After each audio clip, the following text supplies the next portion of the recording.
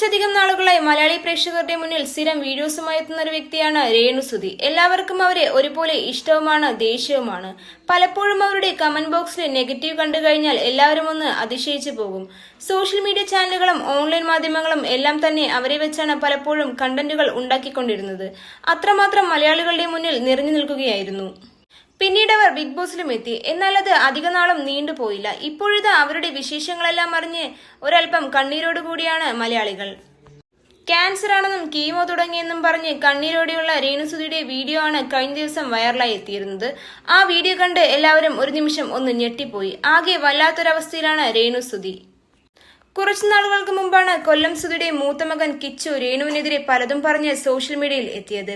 എന്നാൽ ഇപ്പോൾ അമ്മയുടെ അവസ്ഥ കണ്ട് കിച്ചുവും ഒരൽപ്പം തകർന്ന മട്ടാണെന്നാണ് പൊതുവെ വരുന്ന റിപ്പോർട്ടുകൾ.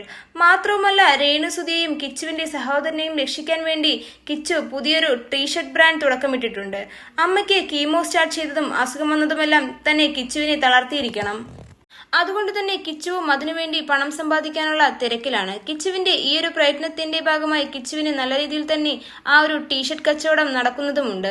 പല മലയാളി പ്രേക്ഷകരും അവരുടെ അവസ്ഥ അറിഞ്ഞു തന്നെ അതിനെ സപ്പോർട്ട് ചെയ്യുന്നു.